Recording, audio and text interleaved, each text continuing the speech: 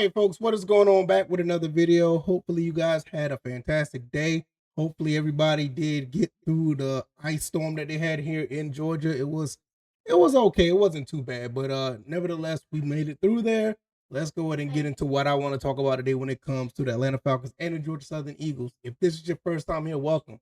This is VF Sports. Over here, I talk about the Georgia Southern Eagles and the Atlanta Falcons. And today, I want to talk about what happened with Kevin Stefanski in the press conference, and Georgia Southern, their spring practice schedule has been released. So I'm kind of excited about that. So let's go ahead and get into it. I'm not going to talk about the press conference too much. I did that in my shorts earlier. And I think that he did a very good job of leading the press conference. He basically made the media talk about football. And this is something that hasn't been a thing in the press conferences for the Falcons in years. And I really mean that, years. No digs or jabs at the media, but some of these people, they have some of the most ridiculous questions, and it never got down to the nitty-gritty of what was going on with the team, whatever the case may be. And when it got to that point, it was more of jabs at who's responsible for what. Even when the 4-game winning streak was going on at the end of Coach Raheem's tenure, it was still pointing fingers because of the 5-game losing streak. And I can go back to Arthur Smith. I can go back to Dan Quinn. It's always been something really weird about the press conferences. Not today.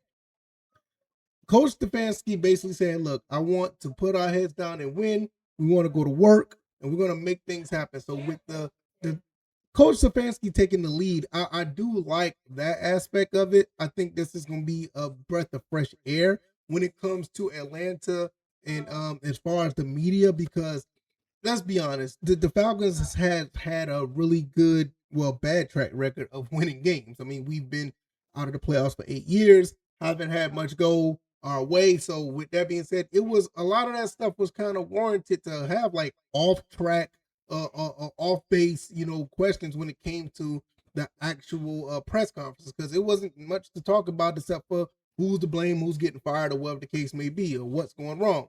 I think that with Kevin Stefanski, we do have an opportunity to turn that around. Do I think they're going to win a whole bunch of games? That is yet to be seen. Do I think they're going to lose a lot of games? Now, I don't think that's going to happen.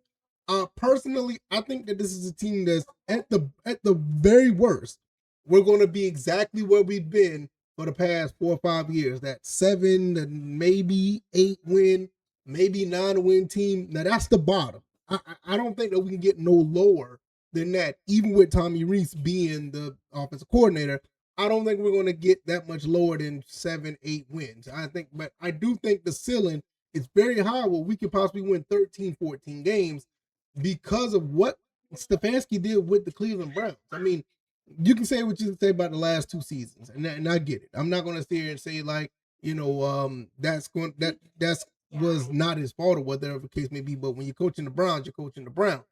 And I will say this. I don't think that this Falcons team will have that low of a win percentage, but I do think we're on the high end that we should get double-digit wins. If this guy made it 11 wins with the Cleveland Browns, we should be good for 12 or 13 because of the talent on this team. Now, I know there's another thing out here about Tommy Reese. A lot of people are not, fond of Tommy Reese. A lot of people like saying why Kevin Stefanski's not making the decision to call the plays. I'm going to be honest with you guys. A lot of people would have been upset either way, whether it had been Tommy Reese calling the plays or if it was a Kevin Stefanski. Nobody would have been, you would have had people on different sides actually being upset either way.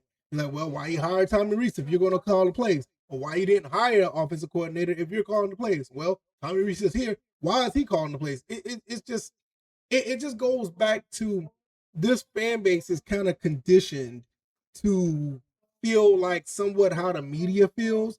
Because like I said, it's not no jab to the media. And I have my gripes with them, but it's not a jab to them. But I've seen it time and time again where a lot of the questions kind of fuel off to what the fans say and vice versa. They don't want to admit it, but that's the case. I mean, we all can see it. I love listening to the radio stations. I don't have an issue with listening to the radio station, but sometimes I sit back and like, man, we really could be talking about something else. But this is where Kevin Stefanski came in, where it's like we're actually talking about, the stuff that matters. Now, he didn't get into player personnel or actual people or what they're going to do. And I think that's a good thing because I think probably about 40 to 50% of the roster is off limits. 40 to 50% of the roster, those guys are going to be here.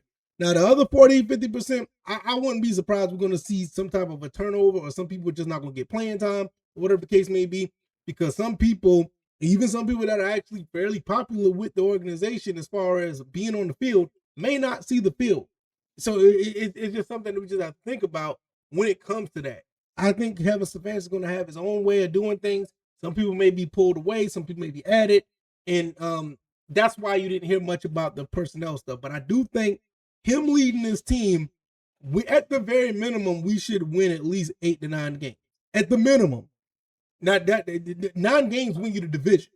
But I do also think that with another year of Jeff Ulbrich being a defensive coordinator, and with the wrinkles in the run game that Kevin Stefanski and Tommy Rees could do, we may go on a pretty good run.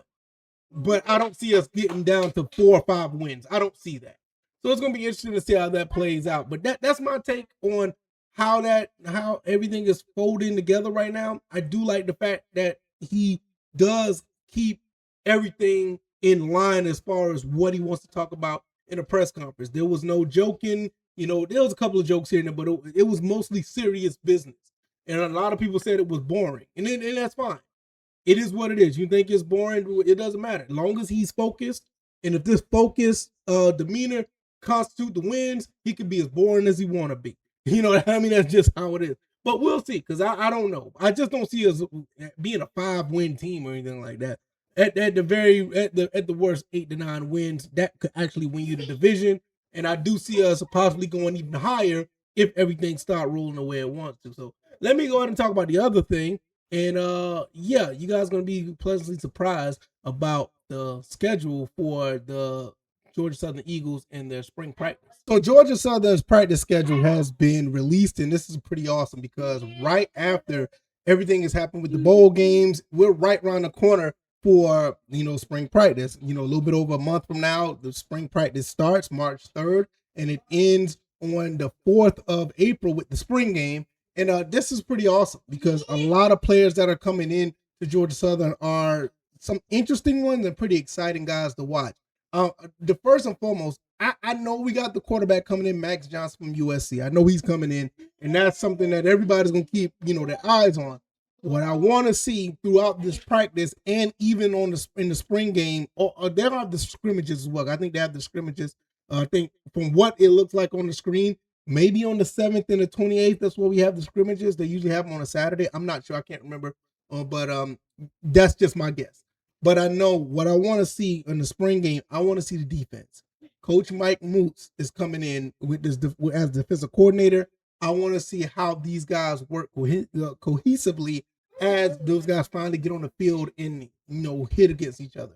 That is the main thing that I want to see. Also, I do want to see what running backs are going to be actually running the ball. We already know we got like 3 or 4 receivers coming in on top of having Josh Dallas come back. We got those guys coming in. We don't know how the running back situation is really going to be because we don't know what Badinga's going to do. Terrence Gibbs, you got some guys that are still coming back, but we still don't know how that's going to play out.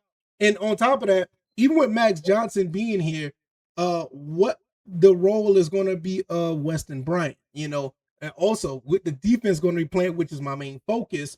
What are we going to be looking like on the offensive line? Because all of our offensive line men are gone. All the starting guys have left, either graduated or they transferred out. So we got a lot to go on when it comes to that. My thing is, like I said, I want to see what the defense looks like. That is the main focus right now because we have a new defensive coordinator, and this is going to be cool. Now, when I look at the schedule, I do want to go to a few of these scrimmages. I mean, like for me, I know I'm not going to be able to make it on the 7th. I have another engagement on the 7th already written in stone what we're going to be doing there. Maybe on the 28th and double back on the 4th. I definitely want to go to the spring game on the 4th. I missed the last 2 spring games. I'm kind of mad about that. And even it hurt even more last year because I missed it last year and they didn't even televise it last year like we thought they were. So now I'm in a situation like, look, I April 4th, I got to go ahead and start getting my ducks in a row to go down there and catch the spring game. I haven't been to spring practice in a few years, and I haven't been to a spring game in like forever. But this is something that I really want to go to. So I'm looking at this whole situation here. I think Georgia Southern has a really good opportunity to go very far this upcoming season. All the talent that is coming here. We got the quarterback that's coming in, even though I feel like Weston Bryant could have been QB1. I mean, but when you get a guy like Max Johnson that could have been the starter last year for UNC, coming to Georgia Southern with the weapons that we have, the only thing I need to know is what's up with the offensive line. If the offensive line can't protect them, nothing can happen. We can get some protection, bring those transfers in, and have them protect.